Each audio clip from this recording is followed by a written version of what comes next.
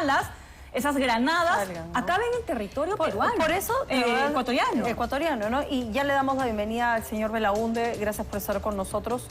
¿Cómo es que intentamos decirle mercado negro a lo que, a vista y paciencia de todo el mundo, es un mercado, es un mercado que todos conocen, pero que de verdad nadie con inteligencia intenta cerrar ese círculo delincuencial? Bueno, habrá que ver qué acciones se han tomado, ¿no? Desde que se descubrió justamente que eso estaba pasando. Habrá que ver qué acciones se han tomado. Y la verdad que no sé si se ha divulgado un tipo de acción por parte del gobierno, ¿no? Pero en todo caso, eso también de alguna manera pone en relieve la necesidad de que haya cooperación internacional. Porque el tema del crimen organizado en general es un tema que va más allá de un solo país, ¿no? Lo estamos viendo a nivel de varios países y es muy importante que se reúnan las autoridades de los diferentes países para hacer frente a este fenómeno del crimen organizado, entre los cuales uno de los aspectos efectivamente es este tráfico de armas, ¿no? Eso es importante porque estamos frente a organizaciones que operan de manera transnacional, ¿no? Estas bandas, estamos hablando de los choneros, los lobos, vendrían a ser los brazos armados de cárteles que vienen de México. Es decir, ya para que la gente tenga una idea de hasta dónde es su radar de acción, van llegando, no son como unos pulpos. Y estos mismos nombres, los choneros, los lobos, los tijerones, los hemos escuchado aquí también en territorio peruano, en zonas en donde hay tala ilegal, en zonas en donde hay minería ilegal. Economías ilegales. ¿Cómo es que tendrían que coordinar entonces los gobiernos de estos países para combatir esta criminalidad? Sí, así es. Bueno, en el caso de Ecuador tienen la mala suerte, entre comillas, es el tema geográfico, ¿no? Exacto. Porque digamos, un poco la raíz de todo lo que está pasando en Ecuador en gran parte tiene que ver con el hecho que la droga colombiana es llevada a Europa pasando por Ecuador, a través de los puertos ecuatorianos. Eso es una maldición que tienen los ecuatorianos. Pero efectivamente, las bandas estas que son utilizadas por los cárteles para llevar la droga a los puertos y de ahí a Europa, a los mercados, o a Estados Unidos, pero toda Europa, se han ido, digamos, potenciando en ese país y efectivamente la corrupción y todo lo demás, y ahora efectivamente se está viendo que, por ejemplo, en minería ilegal, ¿no?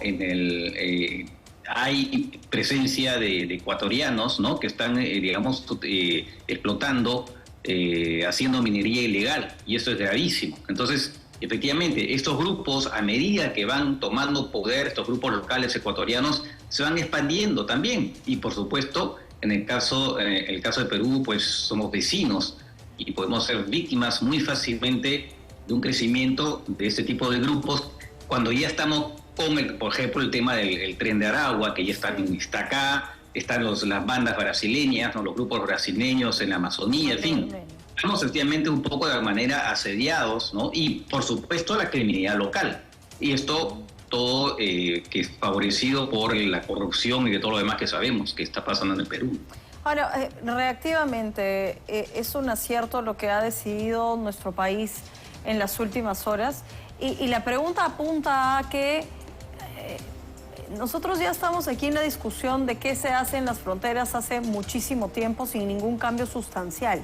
Pero ¿qué más es lo que se debería hacer frente a ahora mismo, a lo que está ocurriendo en Ecuador? Ahora, el tema de las fronteras es muy complejo porque veamos que incluso Estados Unidos y en Europa no logran controlar sus fronteras. La gente sigue llegando, sí, ¿no? Es muy difícil, o sea, acá también.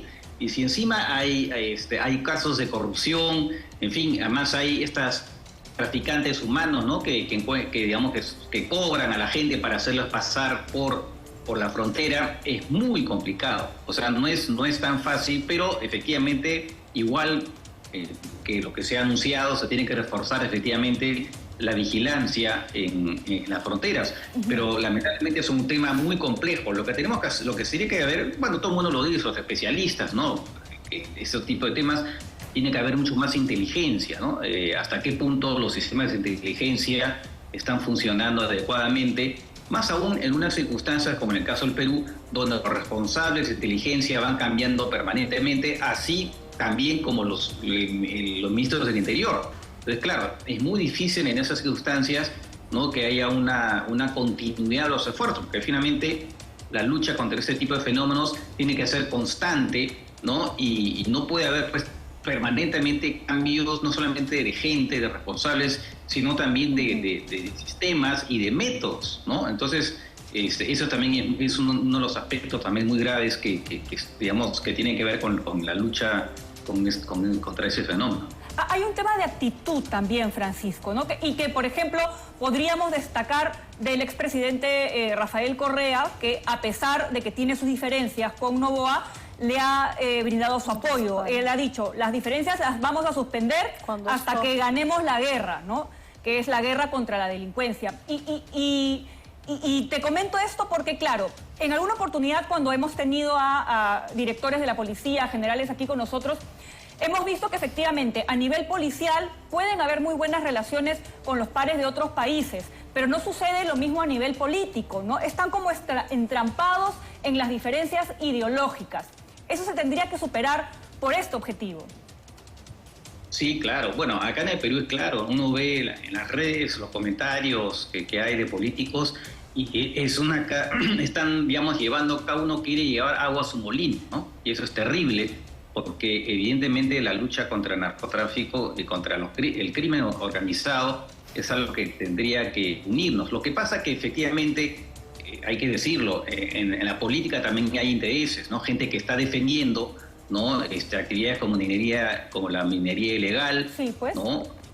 O lo que se ha dado en el Congreso, ¿no? Esta ley que tiene que ver con ¿cómo se llama?, con la colaboración eficaz, que no lo digo yo, lo han dicho todos los especialistas en temas de lucha contra el crimen organizado, los propios fiscales, jueces que tienen que ver cotidianamente con ese tema, han dicho que esa ley pues debilita la lucha contra el crimen organizado. Entonces, si desde el sistema político se debilita esa lucha, pues estamos realmente en problemas, ¿no?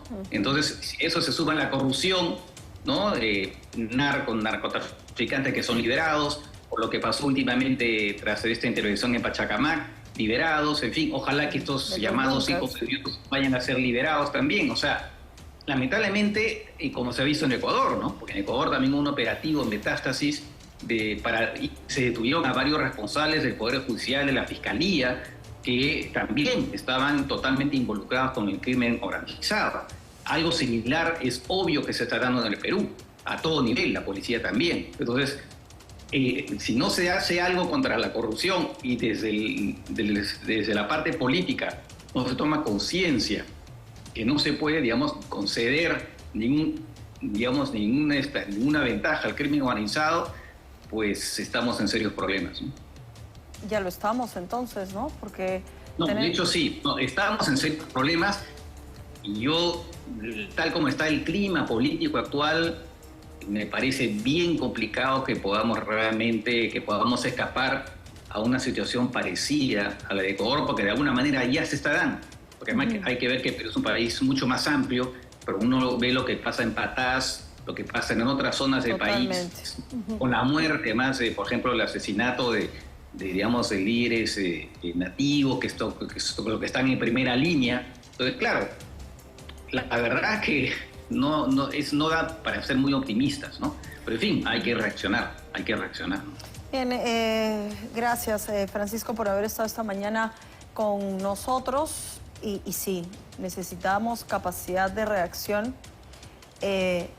no solo frente a lo que ha ocurrido, ¿no? Yo creo que el principal disuasivo que hemos tenido a lo largo de un año en donde las cifras son de escándalo frente a lo que estamos viviendo es la muerte, ¿no?, de peruanos que salen a trabajar, de que emprenden un negocio, de que quieren avanzar y que lamentablemente se encuentran con la delincuencia. Gracias por estar esta mañana con nosotros, 8:47.